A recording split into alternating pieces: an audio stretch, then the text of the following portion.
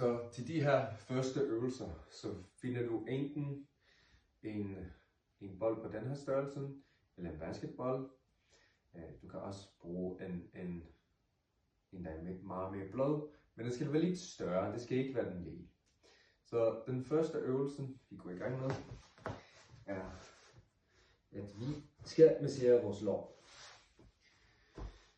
Så du kommer ned i den her position,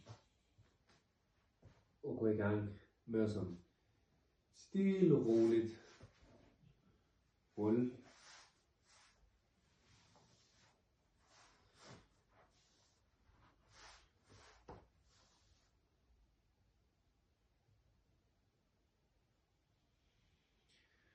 Det handler om at finde ud af, hvor det gør som mest ondt, hvor er du som mest spændt og øm.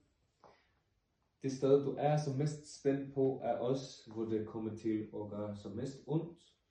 Så du sådan markerer det der sted, og når du finder det sted, så bliver du der og slapper af.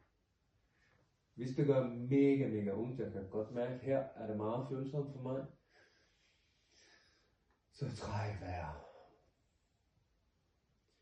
En dyb indånding, en dyb udånding.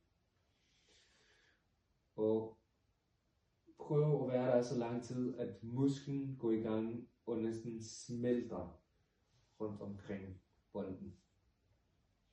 Hvis du trækker benet opad lidt sådan her, så kommer musklen til at eksponeres i højere grad imod benet, mod låret, så det bliver lidt mere intensivt.